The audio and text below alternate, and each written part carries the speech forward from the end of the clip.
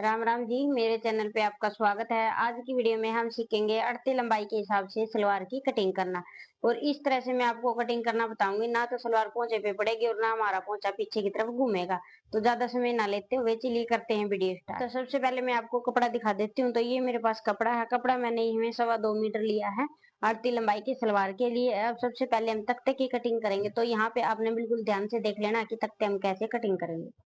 तो अब ये देखिए, ये तख्ते के लिए मैंने कपड़ा ले लिया है और ये वो कपड़ा है, इसमें से मैंने सूट कटिंग कर लिया। सूट के जो साइड से कपड़ा बचा था वही है ये। इसी में से हम सबसे पहले तख्ते निकाल लेंगे। तो ये मैंने डबल में ले लिया है इस तरह से। इसको अच्छे से सेट करके बिछाएंगे। आपने चौड़ाई है जो तख्ते की वो अपने पोंचे के हिसाब से रखनी है। तो यहाँ ऊपर से पहले हम इसको सीधा कर लेंगे कपड़े को।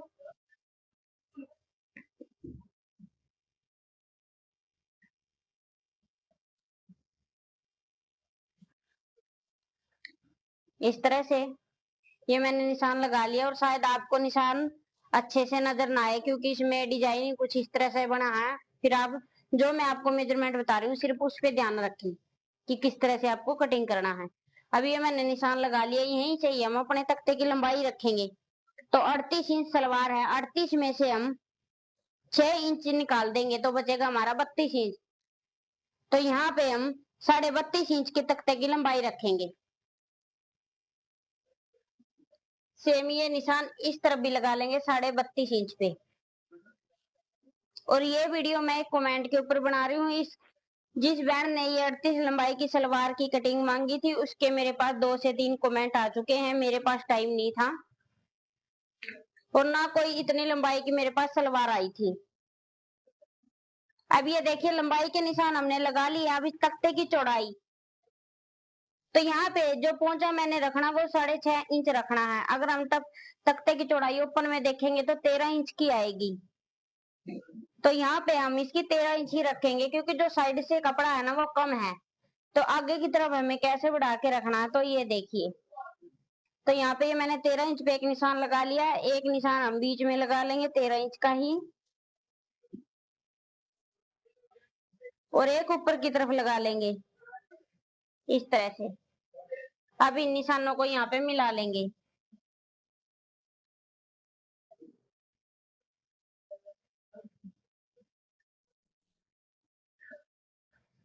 ऐसे मिलाने के बाद अब इसकी कटिंग कर लेंगे।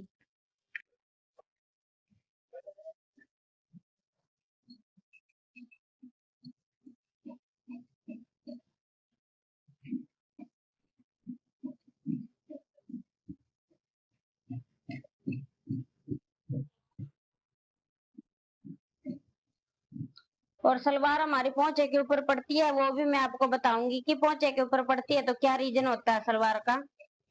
वो हम कटिंग करने में गलती करते हैं, तब हमारी सलवार पोंचे पे पड़ती है।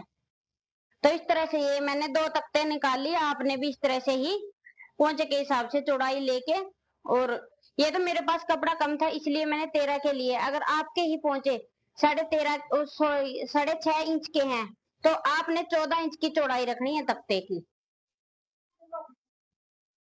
अब इसकी कलियों की कटिंग करेंगे।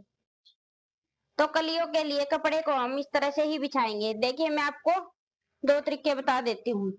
अगर आपके पास कपड़ा ज्यादा है और फुल घेर वाली आप सलवार बनाते हो 38 लंबाई की, तो कपड़े को इस तरह से आडे में भी बिछा सकते हो ऐसे। और ऐसे मैंने पहले भी बता रखी है वीडियो में, वही इस तरह से कलियां कैसे निकाली जाती है। तो आप मेरी वीडियो को देख सकते हो चैनल पे जाके। अब हम इसमें इस तरह से ही कलियां कटिंग करेंगे क्योंकि ये सलवार है जो हमें ज्यादा चुंगट वाली नहीं बनानी। जैसे हमारी सलवार खड़ी खड़ी सी बनती है ना, हल्की चुंगटों वाली, वो सलवार हम इसमें तैयार करेंगे। तो इस तरह से ही कलियों के लिए हम 2 लेयर में ही कपड़े को बिछा लेंगे। तब ये देखिए कली हम कैसे निकालेंगे, बिल्कुल ध्यान से समझ ले। यहाँ पे मैंने कपड़े को इस तरह से 2 लेयर में बिछा लिया है ऐसे लंबाई में। अब यहाँ से कली की लंबाई, वैसे तो देखिए हमें रखनी है तख्ते की लंबाई इतनी 32.5 इंच की। अगर बिगनर्स है तो वो 33 इंच की लंबाई रख सकती है। जब हम सिलाई करेंगे और जो इतने भी हमारा एक्स्ट्रा होगा उसको हम निकाल देंगे बाद में। तो इस तरह से कर सकते हो। और नहीं तो आपने जितनी तख्ते की लंबाई रखी है उतनी ही आपने कली की लंबाई ले लेनी है। अब ये तख्ते की चौड़ाई हमारी कम थी, तो ये देखिए हम कली में यहाँ पे बढ़ा लेंगे 1.5 इंच आगे की तरफ, ताकि हमारा जितना पहुंचा है उतना हमें तैयार बने मिले और 1.5 इंच हमारा मार्जिन बच जाए। तो इस तरह से ये मैंने 32.5 इंच लंबाई ली है और इसे आगे की तरफ 1.5 इंच लिया है। अब इसके ऊपर की तरफ हम आसन का निशान लगाएंगे। तो 38 लंबाई में आपने आसन रखना है 10 इंच का। ये सभी के लिए ही फिक्स है, कोई या मोटी लेडीज है या पतली है। तो यहाँ पे मैंने 10 इंच का आसन का निशान लगा लिया है। अब ये देखिए, अब करना क्या है, अब इस तरफ से हमारे निशान कंप्लीट हो गए हैं। अब यहाँ पे बंद वाली तरफ से हम पहले आसन का निशान लगाएंगे 10 इंच पे, इस तरह से। जैसे उस तरफ निशान लगाया सेम वैसे ही हमें इस तरफ लगाना है। 1.5 इंच यहाँ पे भी अंदर की तरफ एक निशान लगा लेना है, इस तरह से। अब इस निशान से नीचे हम फिर से कली की लंबाई का निशान लगाएंगे 32.5 इंच, इस तरह से। तो यहाँ पे भी मैंने 32.5 इंच पे निशान लगा दिया। अब इस निशान को और इस पास से ही आसन का निशान है, इन दोनों निशानों को इस तरह से मिला देंगे, ऐसे। ये मिला दिया। अब जो ये 1.5 इंच का निशान है और ये 1.5 इंच का निशान है, इनको भी आपस में मिला देंगे, इस तरह से।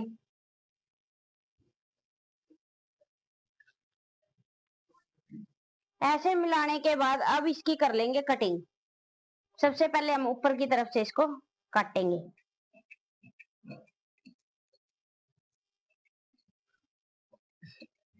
बहुत आसान तरीका है ये इस तरह से सलवार काटने का। अब यहाँ से ये 1.5 इंच लिया था, जो इसको इस तरह से पहले सीधा कटिंग करेंगे, फिर इस तरह से और रेब में कटिंग कर लेंगे।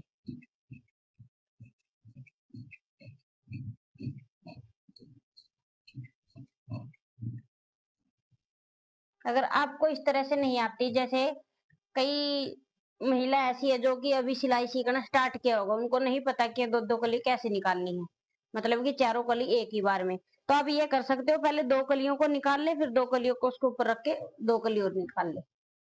निकालनी सेम ऐसे ही है, किसी भी कितनी भी लंबाई की सलवार कटिंग करो, उसमें से 5-6 इंच जितनी भी आपको बेल्ट रखनी है उतना माइनस करके और कली की लंबाई का और तख्ते की लंबाई का इस तरह से आप निशान लगा ले। अब जो इस साइड से कपड़ा बचा, इसमें से हम बेल्ट निकाल लेंगे। तब ये देखिए, जो कपड़ा बचा था अब कली में से, तो इसमें से हम निकाल लेंगे बेल्ट। तो इस तरह से हम कपड़े को 2 लेयर में ही बिछा लेंगे। बेल्ट हम निकालते हैं हिप के हिसाब से। इस तरह से मैंने कपड़े को बिछा लिया। और सबसे पहले हम लंबाई लेंगे बेल्ट की। तो 6 इंच की मैंने बेल्ट इसमें तैयार रखनी है, तो 8.5 इंच की हम बेल्ट की लंबाई ले लेंगे। और यहाँ से चौड़ाई मैं रखूंगी इसमें 22 इंच की तैयार रखनी है। 22 इंच की तो मैं 23 इंच ले लूंगी। जो इसमें हिप राउंड है वो 40 इंच है। अगर आपकी ज्यादा है तो आपने क्या करना, जितना भी आपका हिप राउंड आता है उसकी आध करके और उसमें 3 से 4 इंच 2 इंच ऐड कर सकते हो। अब इस तरह से मैंने निशान मिला लिए हैं। अब यहाँ से भी हम 8.5 इंच का ही निशान लगाएंगे इस तरह से, और इस निशान को भी इसके साथ इस तरह से मिला लेंगे ताकि हमारी बेल्ट है जो वो सीधी निकल जाए, इस तरह से। अब इसकी कटिंग कर लेंगे।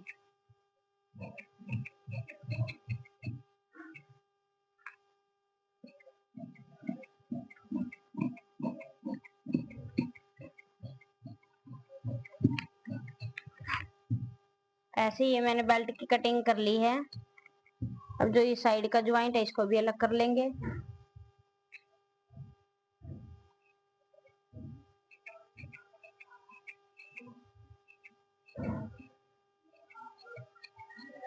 इस तरह से।